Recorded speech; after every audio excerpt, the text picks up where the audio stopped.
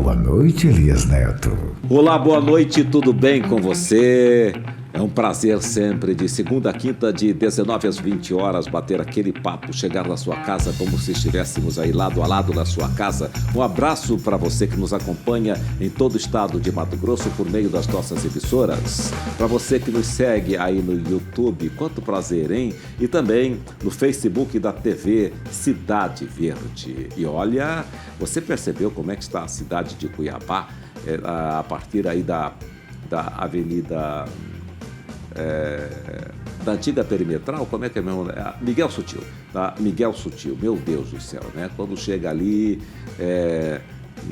mais ou menos pela Avenida do CPA, historiador Rubens de Mendonça, a situação fica complicada, né? Estão trabalhando naquele viaduto e depois quando você segue para o Cochipó, a coisa fica ainda mais triste. Mas ainda bem que nós estamos tendo obras aí pela cidade e, se Deus quiser, teremos já resolvido esses problemas aí que iniciaram na Copa do Mundo, mas está se resolvendo por agora, né? Até o ano que vem, espero que as coisas fiquem mais tranquilas e que a capital de Mato Grosso seja uma cidade mais tranquila para que possamos trafegar para cima e para baixo.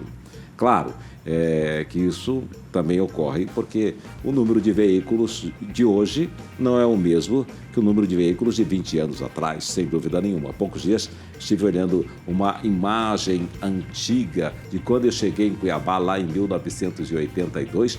As pessoas diziam, nossa, quanto trânsito. Aí eu olho assim, eu fico pensando, não tinha trânsito nenhum, né? Que coisa boa, que coisa fácil andar na capital de Mato Grosso. Bem, vamos então já colocar a imagem da nossa entrevistada de hoje. Olha aí, a entrevistada de hoje é violoncelista e estudante de licenciatura em música. Natural de Sinop, residente em Várzea Grande, ela iniciou os estudos no violoncelo aos 16 anos em um projeto de orquestra escolar e se aperfeiçoou no Instituto Ciranda Mundo. Atualmente é aluna da UFMT e integra orquestras como a Sinfônica da UFMT e a Orquestra SESI-MT. Foi premiada como solista no concurso Ciranda Jovem Artista e já participou de masterclass ou masterclasses com nomes importantes de instrumentos, do instrumento, né? Que maravilha isso. Por isso a gente diz boa noite, Britney Emily Correia Freire. Tudo bem? Boa noite, Elias. Boa Tudo noite. Bem? Já fizeram um trocadilho com o seu nome alguma vez? Várias vezes. Nossa Senhora. Mas já estou acostumada. Já está acostumada? Mas aparecem os trocadilhos bem malditos, né? Eu gosto quando os violinistas tocam as músicas dela pra mim. Sim. Aí você é fã da Britney. É? Conheço as músicas, Sim. sou fã também. E esse nome veio porque seus pais são também fãs dela? Sim, meu pai, aliás, Sim. gostava e quis colocar a Britney. Ah, que legal. Ele é músico? Não. Não? Só era fã mesmo. Você viu que ela passou por um problema, acho que um problema familiar, né? Uma coisa Sim. chata, né? Essas coisas que a gente às vezes não entende, né? Que acontece com os artistas, né? Vem cá, neste fim de semana, dia 14, você vai participar de um grande evento. Sim, dia 14 de junho, esse sábado, nós teremos o concerto, podemos dizer show também, com um grande artista, que é o Michel Teló, e a Orquestra SESI Mato Grosso. Vai ser esse sábado na Arena Pantanal e a partir das 8 horas da noite. Então, tragam a sua família, amigos, estão todos convidados, porque vai ser um espetáculo muito bonito. Vai ser lá dentro ou no entorno, ali naquela parte onde os shows têm sido realizados? Vai ser na área externa da Arena Pantanal. Né? Isso. Sim. Ficou muito bom ali, né? Muitos shows são realizados ali. Sim, tem um espaço. Tem um horário, claro que tem que ter um horário, né? Qual vai ser o horário de abertura do show? Acredito que às 7 horas da noite já vai estar aberto para as pessoas. Para as pessoas chegarem. Mas tem um prazo, acho que é 8h30, não é isso aí? Isso, acredito que 8h30, porque o show irá encerrar cedo. Então... Deixa eu tirar uma cola aqui com a sua assessora. Qual que é o horário mesmo? Das 19 às 22h30. Das 19 às 22h30. E as pessoas têm que chegar lá? Às 19 horas, o portão está aberto. Às 19 horas, portanto, estarão abertos, mas tem um momento que a pessoa já não pode, não adianta que ela não entra mais, né? Não vai estar aberto dentro Sim. do mas deve encerrar às 22h30. Tá. O show deve Encerrar às 22h30, né? Mas é interessante que a pessoa chegue um pouco antes, né? Chegue Não deixe para não se atrase, né? As pessoas se atrasam muito, né? E como precisa de retirar ingresso ou não? É só chegar? Só chegar, a entrada é gratuita, pode ir, levar a família e ir lá para curtir o show. E esse é um evento que é patrocinado pela Energisa. Pela Energisa. Então temos a presença da Orquestra SESI, Mato Grosso do SESI, e patrocinado pela Energisa em comemoração aos seus 120 anos. 120 anos da Energisa. Tem gente que acha que a Energisa começou quando chegou em Mato Grosso, né? Mas não, ela começou já faz bem mais que um século, não é mesmo? Isso e quem que mesmo. está lá como maestro hoje? O maestro da Orquestra do SESI é o maestro Fabrício Carvalho. Fabrício Carvalho, esse grande mestre, né? Ele já esteve aqui, estivemos conversando, batemos um papo muito legal. Foi na época em que ele estava já se licenciando da orquestra da UFMT, para dar sequência no seu doutorado, inclusive, que ele havia trancado por um tempo, que a situação dele estava muito trabalho, né?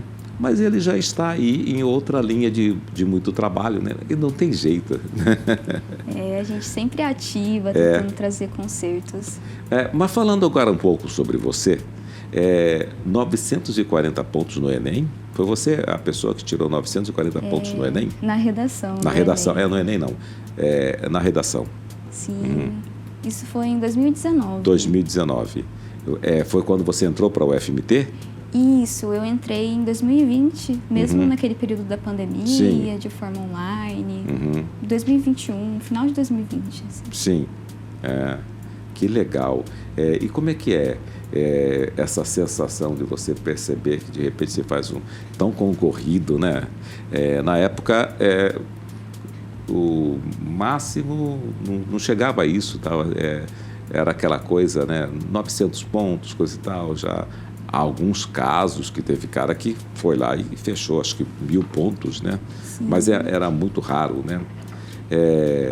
Agora, você já escreveu, inclusive, peça de teatro quando era ainda muito criança? Sim, me trouxe uma lembrança, eu nem me lembrava disso, mas nas aulas de português que nós tínhamos no ensino fundamental, tinha essa influência da cultura, da gente ser criativo, então eu cheguei a escrever peças de teatro. E era sobre o que essa peça teatral? Se eu não me engano, era uma reescrita da Branca de Neve e os Sete Anões. Que bacana. E você tinha quantos anos? Eu deveria ter uns 13 anos, 12. Essa geração é muito interessante, né? Que assim, 5 anos, né? 5 anos passam, fala, nossa, faz tanto tempo, né? Quando fala assim, faz tanto tempo, fala, é muito garota, muito jovem. Depois que a gente passa de uma certa idade, para a gente falar que faz muito tempo, aí que já se passaram 30 anos, entendeu? 35, 40 anos. No meu caso, já se passaram 50 anos. Aí eu falo assim, são tanto tempo, né? Você tinha 12 anos de idade quando você escreveu. 12. 12 anos, exatamente. Como é que você faz as conexões da história, do momento, do mundo em que estamos, para escrever? Na redação? Na redação, quando você vai escrever, por exemplo... Quando você estava se preparando para o Enem, uma redação exige conexões, né? Saber conectar vários elementos, né? E como é que você aprendeu isso? Primeiramente, eu agradecer a minha professora de redação, Sim. que ficava no meu pé para eu Como é que é o treinar. nome dela? Eu não vou me lembrar no momento, professora. Mas ela sempre influenciava a gente a escrever várias redações com temas diferentes e essas conexões que eu fazia, porque eu estava a par das notícias que tinham no momento, saber fazer vários tipos de introduções, Sim. de desenvolvimentos. Então, eu tinha que ter um repertório de leitura, tinha que estar informada e saber como colocar essa informação que eu tinha no meu texto Sim. de forma coesa. Uhum. Bacana isso, hein? E você é adepta ao livro ou você é adepta ao celular? Ao livro, ao celular, Ao seria celular. para o trabalho, Sim. mas o livro para estudos. Hoje, na faculdade, nós fazemos muitas leituras. Sim. E como é que você vê a geração mais jovem que você, ainda que seja muito jovem, você seja jovem, né? Como é que você vê essa geração que ela refuga, ela não quer o livro físico, ela aposta sempre no celular e aí termina, acho que, perdendo a sua linha. Como é que você vê esse fenômeno? Eu acho que é preocupante, de certa forma. Eu acho Sim. que cada família tem que cuidar dos filhos, principalmente crianças muito pequenas que têm esse acesso rápido ao celular e que esse acesso imediato ao Sim. celular. E adolescentes e jovens também buscar a leitura do livro, coisas impressas, porque desde a questão de você poder ficar muito tempo no celular, mas tem a questão de ser prejudicial à visão também. Sim. Então, você optar por ler algo num livro impresso, ao Sim. invés de fazer essa leitura pelo celular. Mas raramente você vai encontrar um texto que tenha tanta profundidade, ainda que você, né, busque por um livro ou coisa parecida, né? É muito diferente que você manusear um livro, né? O aspecto físico é muito legal, você não acha? Eu gosto muito. Você pretende escrever um livro? No momento, não, mas nunca se sabe. Né? Claro, eu acho que você tem um jeito de quem será também escritora. Muito obrigada. Pelo seu jeito, sua forma de dizer as coisas, entendeu? Você foi influenciada lá pelo SESI Escola? Isso mesmo. Desde o ensino fundamental, primeiro fundamental, eu estudei até me formar no ensino médio. Então, de certa forma, todas as atividades que tinham lá, de artes, de dança, de robótica, eu fiz parte. Então, ajudou a formar a pessoa que eu sou hoje e a profissional que eu sou hoje.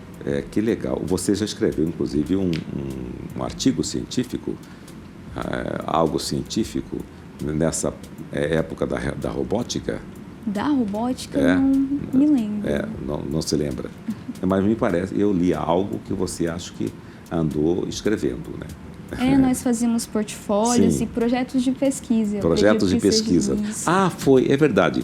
Um projeto de pesquisa que você teria escrito, né? Sim, nós... na robótica, nós trabalhamos isso, tanto a questão do robô, da engenharia do robô, da montagem, Sim. da programação, mas também da parte da pesquisa, do projeto Sim. de pesquisa, de uma ação social também, Sim. e a pesquisa de criar algo novo que sirva para a nossa sociedade. Sim. Você participou daquelas exposições de robótica que ocorriam, que o IFMT promovia? Sim, eram campeonatos de robótica. Campeonato de robótica. Ainda existe, né? Tá aí, né? Sim, e o SESI também tem várias equipes também que participam desses campeonatos nacionais, regionais, internacionais. Sim. E é sensacional, né? A gente vê cada coisa maravilhosa, né? Eu acho que foi muito importante para mim. Esses inventos, essas coisas que ocorrem por lá nesses campeonatos, eles chegam depois no meio comercial? Eles são levados adiante? Empresários patrocinam e levam adiante? Eu acredito que né? sim. É a ideia, né? Sim. Uma mente da criança, uma mente criativa, Sim. e eles pegarem essa ideia e transformar em algo comercial. Então, agora você foi incentivada à música lá pelo SESI, né? E por que você optou pelo violoncelo? O violoncelo, para mim, a primeira vez que eu vi minha professora tocando e eu ouvi o som dele, eu me apaixonei. Então, eu já tive outras questões musicais, de tocar o teclado, mas o som do violoncelo, assim, me tocou. Sim. Tocou por quê? É o som que mais se aproxima da voz humana? Exatamente. É um som que traz emoção, quando você aplica a técnica do vibrato e você consegue se expressar através das notas. Sim. Você falou, você aplica a técnica mostrando no seu braço. Você tem como pegar o seu instrumento e aplicar alguma técnica, algo que você achar que pode fazer, entendeu? Uma iniciação, alguma coisa nesse sentido.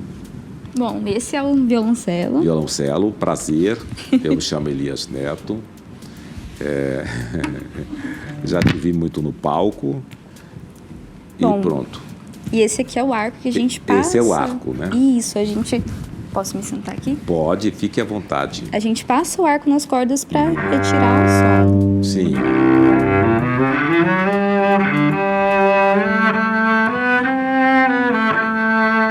Então esse seria o vibrato. Seria o vibrado? Esse é o vibrado do violão.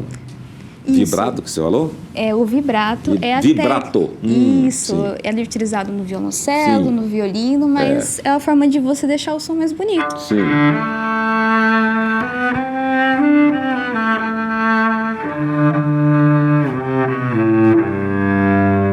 Me diz uma coisa, eu tenho uma voz que, estando aqui, eu trabalho a voz profissional. Não é muito diferente do dia a dia. Eu tenho um vibrato? Sim, na voz também um aplicamos vibrato? o vibrato ao cantar. Ao cantar. E ao falar? Ao interpretar um texto também? Eu acredito, eu não saberia afirmar. Sim. Porque, por ser uma técnica, é algo Sim. que tem que ser desenvolvido, né? Sim. Legal.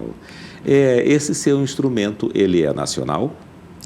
E é um instrumento que tem no mundo todo. Sim, não, mas o esse meu- sim, o seu instrumento. Sim, ele é feito por luthier, feito Sim. à mão de São Paulo. Ele é do Francisquini. Sim, sim. E é de uma forma, tem que ser, vamos dizer assim, artesanal, né? Peça por peça, né? Ele pode ser feito tanto em fábrica quanto em oficina. Existe fábrica desse instrumento? Sim. Fábricas assim, mas não é uma fábrica. Será que é uma fábrica assim que saem vários instrumentos? Não deve ser assim Eles também, têm uma né? produtividade maior. Maior, né? Mas quando um músico profissional busca um instrumento de mais qualidade, ele vai atrás de um luthier. Sim. Porque o luthier ele vai fazer peça por peça, da madeira, todo à mão. Sim. E tem esse toque dele, então eu falei do Francisquini, então Sim. cada instrumento é único, né? Por ser Sim. feito à mão. E E o som também é influenciado. ele nasceu onde?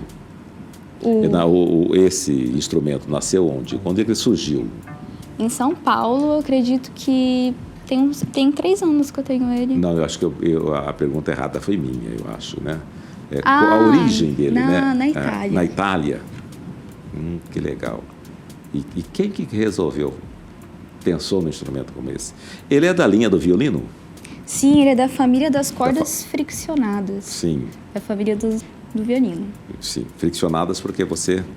Exatamente, é Faz a a fricção fricção. do arco na corda. E uma curiosidade muito legal é Sim. que a crina do arco, como o senhor pode ver, Sim. é feito de pelo de cavalo, do rabo do cavalo. Do rabo do cavalo. Isso. Então, por ser natural, a qualidade do som é melhor também. E como que ela fica branca? É cavalo branco? Eu acredito que sim. Porque normalmente o rabo do cavalo não é preto. É preto? Geralmente é preto, né? Alguns são meio loiros, né? Olha aí. Acho que é o trabalho que aplica, né? E aí Isso. fica dessa forma. Mas aí tem outra parte que tem uma madeira muito importante aí, do arco aí. A madeira do arco é de pau-brasil. Sim, Então, é uma madeira muito difícil também de ser achada, Sim. mas que contribui para a qualidade do som. Então, cada escolha da madeira Sim. já faz uma diferença na hora de você tirar o som do instrumento. já faz uma diferença no vibrato, Faz na qualidade na do qualidade som. do som.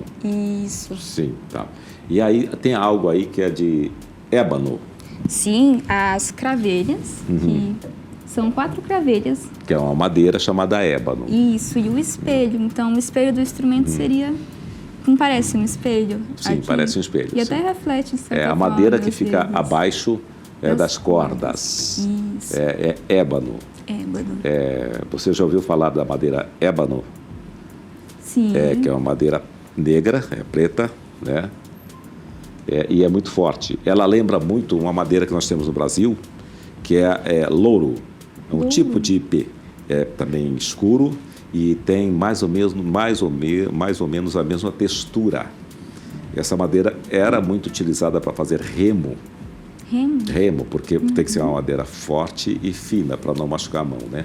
Então usava-se muito essa madeira. Hoje não mais, é proibido, né?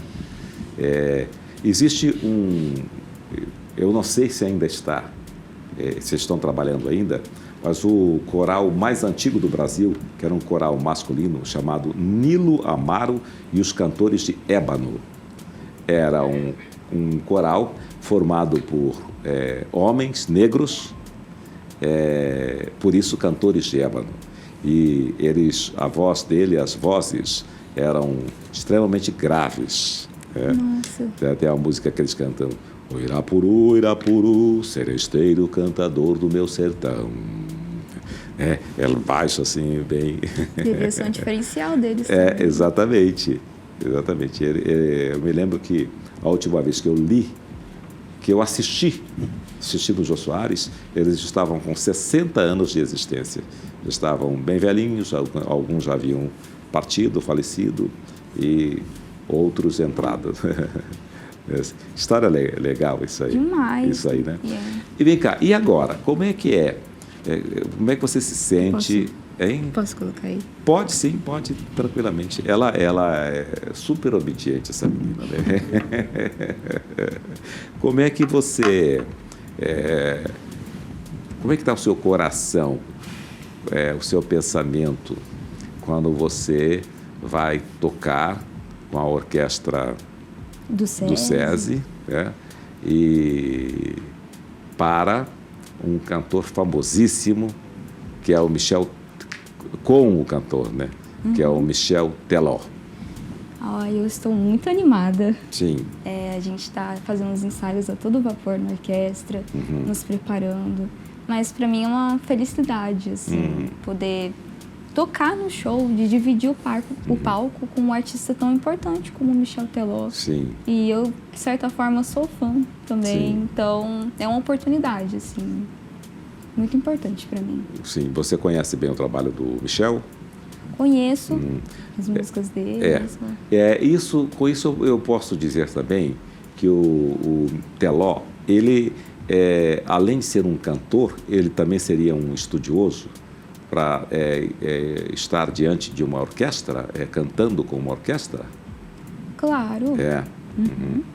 Sim, isso então justifica o fato dele ser convidado para ser jurado no The Voice Brasil, por exemplo, que é um cara que entende, né?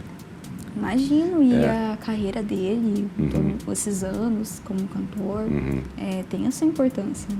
Sim, porque ele começou, era a banda, o que era? Era uma banda, né, lá em Mato Grosso do Sul, que tinha acordeon, tinha uma série de instrumentos, né?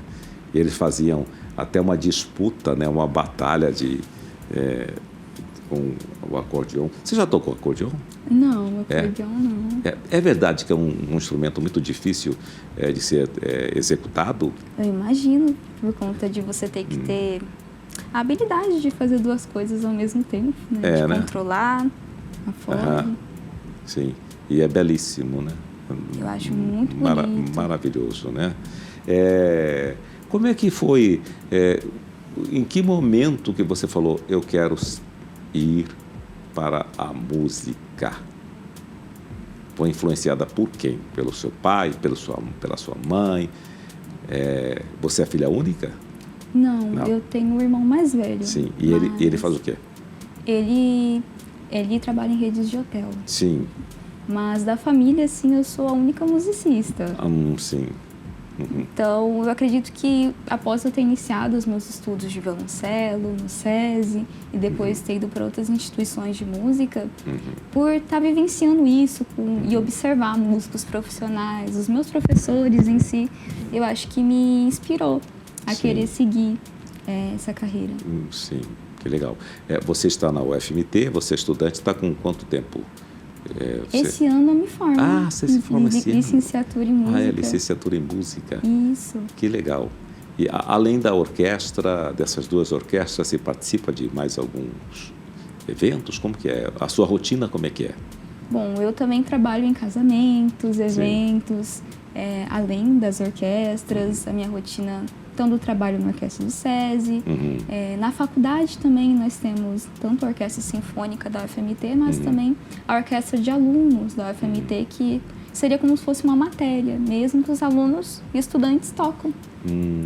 Então, a minha atuação seria nesses locais. Sim. Tem uma coisa que me deixa bastante curioso. Como é que é a finalização do curso? Que tem, em outras áreas, nós temos o TCC. Vocês também fazem o TCC? Sim. Sim. Tá, pode falar.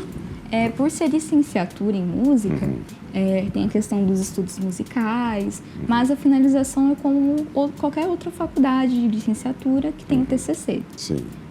Mas no bacharel, que seria o bacharel, lá nós temos o bacharel agora em cordas friccionadas, onde você pode estudar o violoncelo, o violino de forma mais objetiva, mais específica, você também tem que fazer o TCC, mas o estudo é mais voltado para um instrumento, ao invés da licenciatura, do ensino mesmo, de sala de aula.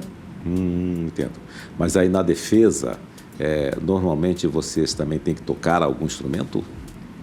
No bacharel, você poderia. Bacharel. Isso. Na licenciatura, não. É proibido ou você pode introduzir assim para ficar uma coisa mais... Dependendo do tema, poderia sim, por ter a ver com música. Né? Sim. Eu não sei se eu participaria de um TCC, fosse aluno com violino, por exemplo. Eu queria fazer um baile lá no TCC, né?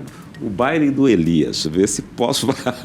Eu acho que seria um sucesso. Ah, é? Sim. Mas eu acho muito difícil você tirar som de um instrumento como esse. Olha, eu acho que tudo com dedicação e com amor, né? Você consegue. Cada pessoa, às vezes, tem o seu instrumento específico, então... Às vezes eu escuto pessoas falarem, eu não consegui tocar tal instrumento, mas às vezes porque não é esse instrumento que combinaria com você. Às vezes um instrumento de sopro, um violoncelo, um piano. Sim. Então, não desistir da música, né? Se a pessoa acha bonito, gosta, é se dedicar a ela. Exatamente. Eu acho que eu sou meio lesado nessa área aí. Essa parte aí musical, acho que sou meio lesado mesmo, entendeu? Eu participei da fanfarra na escola. Nossa. E eu tocava aquele ordinário. Era ordinário, falar aquele bombom assim, né? Que é ordinário, pau, basta, né? Foi o que eu consegui tocar. E acho que ia até razoavelmente bem, né? Mas eu ficava observando aqueles colegas que tocavam o tarol, né? É tarol, né? Aquela caixinha. Sim. Acho que chamava de tarol, né? E eles tiravam um som legal lá. Eu pegava assim, mas eu era um desastre.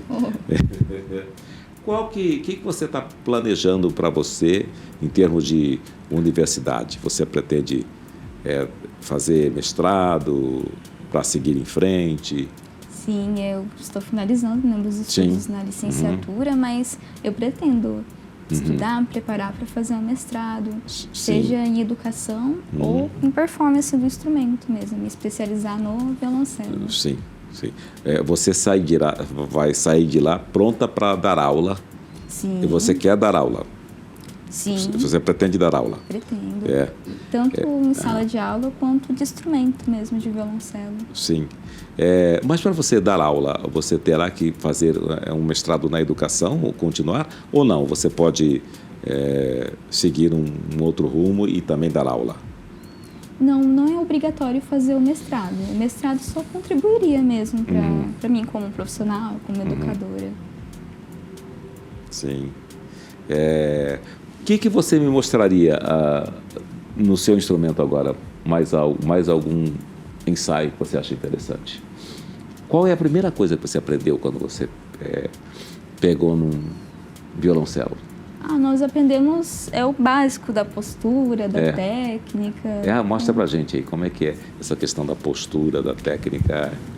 Bom, o violoncelo, a gente recebe o instrumento. Às vezes muitas pessoas pensam que tem que apertar ele ou sentar desconfortavelmente, mas não, a gente senta numa postura normal, como se fosse se levantar. Então, eu coloco o peso do meu corpo, de certa forma, nos meus 2 pés. Sim. E recebo o instrumento. E ele mesmo vai se adaptar no meu corpo. Gostei do que você disse. Recebo o instrumento. Aí ele se adapta ao seu corpo. Isso. O braço dele fica do meu lado esquerdo. E depois de um tempo de o aluno aprender a como receber, segurar o instrumento, a gente introduz o arco no estúdio. Sim. Que é esse aqui, de madeira. É o arco. Sim. Então, nas primeiras aulas, quando eu vou ensinar um aluno, a gente aprende como colocar o arco na corda e tirar o som.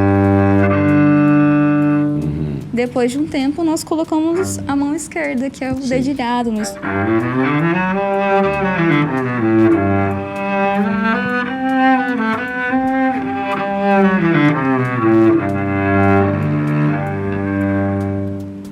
Mas esse som você consegue tirar com quanto tempo? No primeiro dia? Não, né? Em média, 6 meses, assim. 6 meses para você tirar esse som. Esse som não especificamente, mas você conseguir colocar os dedos, tirar com uma afinação boa, tocar as primeiras músicas na iniciação do instrumento, uns 6 meses, 1 ano. É um aprendizado que exige um pouco mais de tempo em relação, por exemplo, a um piano, que eu vou apertar a tecla do piano e já vai sair a nota bonita, afinada. Então, a gente tem que ter um pouco mais de paciência para quando está começando o violoncelo, o violino. Então, demora mais tempo. Como é que é? Quando eu toquei, cada tecla, ela tem uma afinação, ela é uma nota? Isso. É uma nota, né?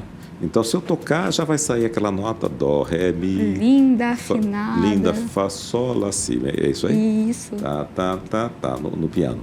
Mas mesmo assim, você tem que fazer uma série de junções, né? Para você ir, subir, descer, né? Coisa parecida, né? Exatamente. Né? E aquele piano, eu não sei se ainda é assim, existia um piano que você também trabalhava com os pés, né? O pedal. O pedal. Mas também tem pianos mais antigos em que você consegue tocar. Além de mudar o timbre do piano no pedal, você consegue também tocar notas. Normalmente o baixo, o que você está tocando. Quando fala o tom, às vezes no pedal. Mas os pianos novos, os pianos de hoje ainda também tem pedal? Eles, Sim. É a mesma coisa, é uma coisa... No piano em si, o pedal é para você sustentar o som. Então, quando você pisa no pedal e você toca a nota, o som vai ser sustentado. Sim. Então, quando você tira o pé do pedal e só toca a nota, ela vai ser rápida, ela vai durar pouco tempo. Sim. É verdade que a corda do violoncelo já foi acho que tripa de carneiro? De carneiro. De carneiro? Sim, há muito tempo atrás. Sim. Só que depois foi adaptada para metal, como você pode ver.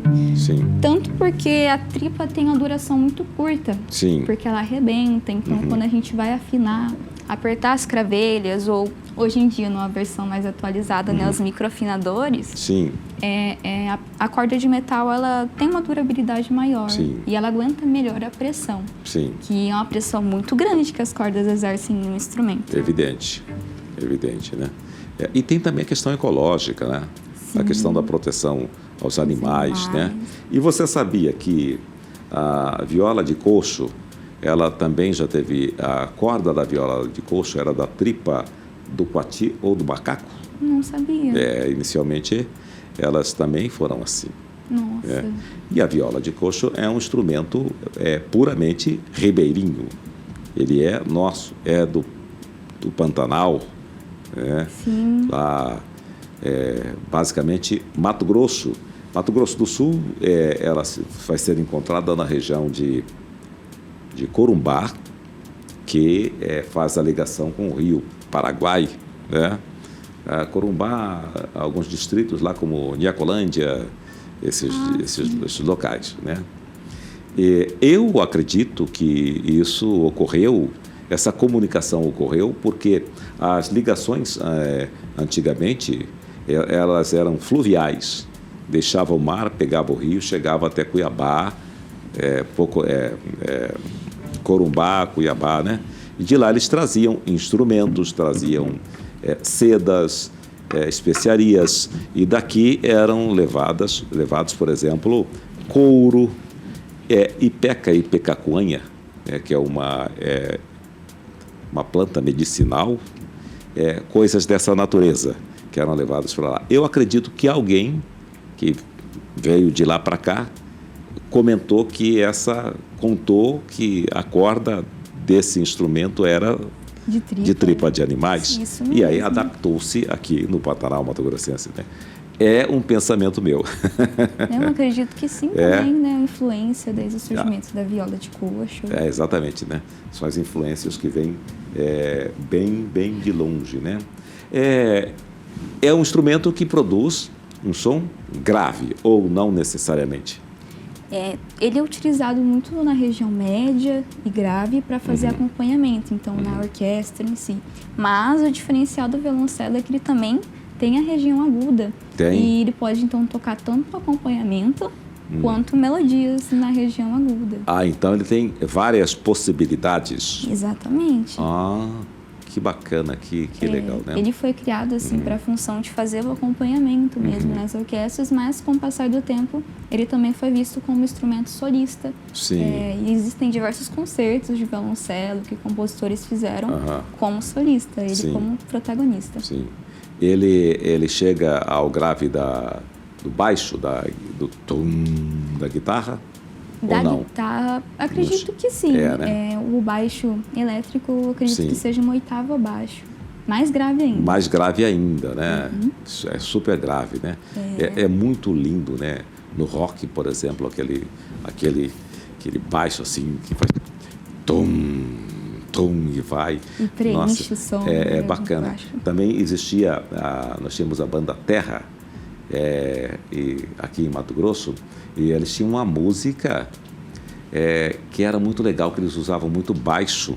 O baixista deles era assim, o cara era fantástico, né? Eu uma vez fiquei olhando ele tocando, ele passava a mão nas cordas, fazia tom.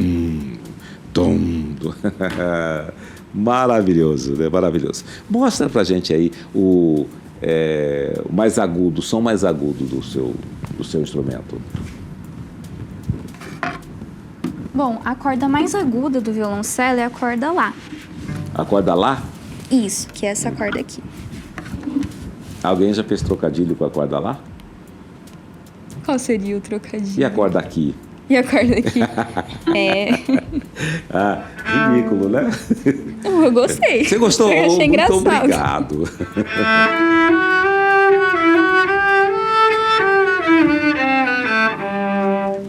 Essa seria a corda Lá, a Sim. região mais aguda.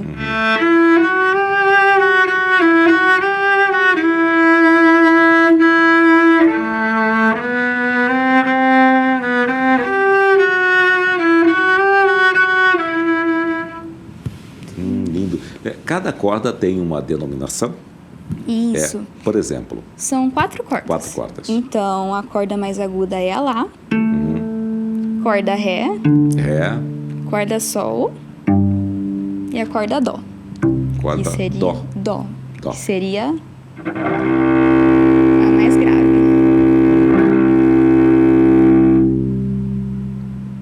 Potente. Vem cá. E vocês tocam músicas regionais? Tocamos, já fizemos vários concertos com artistas regionais. Sim. Um rasqueado, por exemplo. Você conseguiria tirar um pouquinho do rasqueado aí?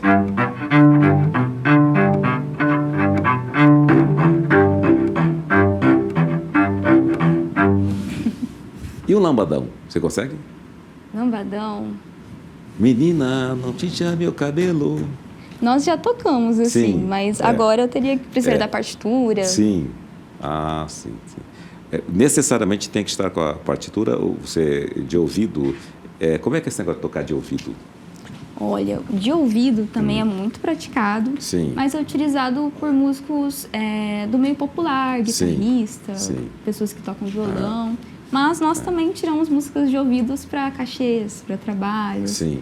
Porém, na orquestra, nós normalmente usamos a partitura, por conta do tempo de duração das músicas, Sim. concertos de 2 horas. Sim. Então, estando escrito na partitura, a gente tem mais Exatamente. possibilidades. Senão fica praticamente inviável, né? Você ficar sem partitura ali em 2 horas. A possibilidade de se perder no meio do caminho, né? Exatamente. E até para facilitar acompanhar o maestro, né? Isso mesmo. Então, músicas mais complexas ou em shows mesmo com artistas, por exemplo, com Michel Teló, que nós vamos fazer.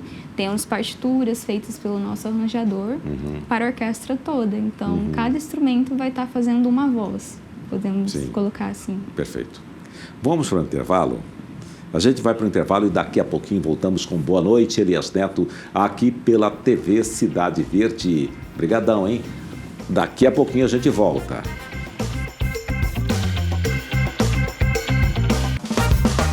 E nós estamos de volta com Boa Noite, Elias Neto. Estou falando aqui com essa estrela Britney Emily Correia Freire. Que bom. Vamos lembrar aqui que o show deste sábado, dia 14, é numa área aberta, né? Então a pessoa vai se chegando, né? Mas é bom chegar mais cedo. Sim, lá pelas 8 horas. Exatamente. E é um show patrocinado pela Energisa.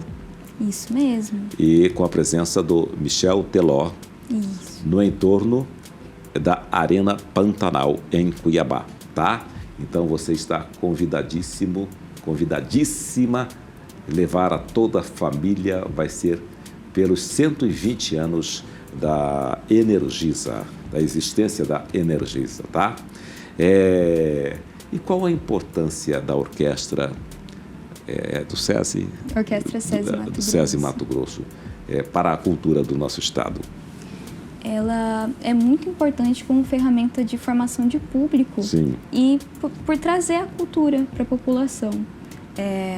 Com concertos mensais, em locais públicos e gratuitos, ela funciona como uma ferramenta de democratização da cultura. Então, às vezes, uma pessoa que jamais teria acesso a ver uma orquestra, a prestigiar um concerto em outros locais, ela, por estar em um parque, por estar na Arena Pantanal, por exemplo, acaba vivenciando essa música. Sim.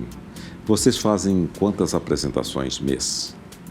Nós temos fixos, assim, mensal, apresentações, um concerto por mês. Por mês. Mas temos eventos internos, ações também de concertos didáticos, onde nós já tocamos em Várzea Grande, em Cuiabá, em cidades do interior de Mato Grosso. Sim. Então tem essa relevância social também, exatamente, de proporcionar essa vivência para o público. Sim. E vocês têm o contato com o público, a orquestra leva também oficinas para o interior, para as regiões mais distantes do estado?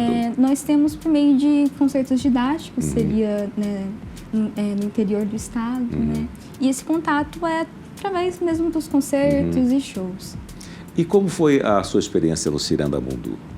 No Ciranda, para mim, quando eu saí, né, do SESI como aluna, eu entrei para o Instituto Ciranda, Sim. onde lá eu tive acesso a professores de violoncelo de alto nível. Sim. Então, contribuiu para a minha formação como violoncelista.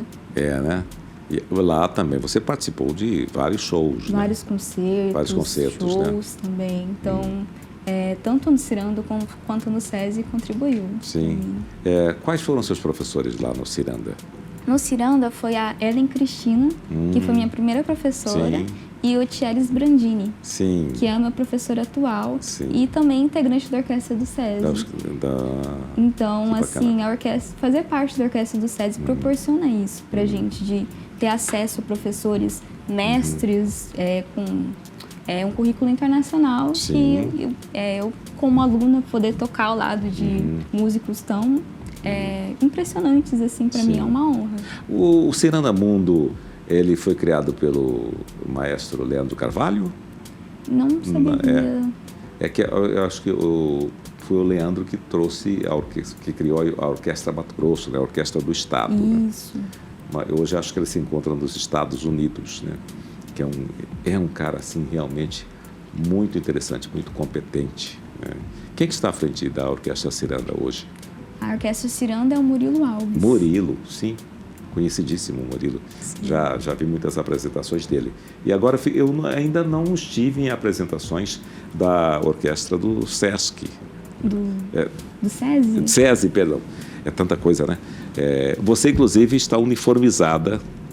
Esse é o uniforme da sua orquestra? Isso, o uniforme da instituição. Então, nós somos funcionários do SESI Escola Cuiabá. E é o Sistema Fiente. Isso. Que patrocina, ou seja, são os empresários de Cuiabá que patrocinam? Como é que é isso? Nós temos os nossos patrocinadores, mas somos funcionários do SESI mesmo, com a orquestra.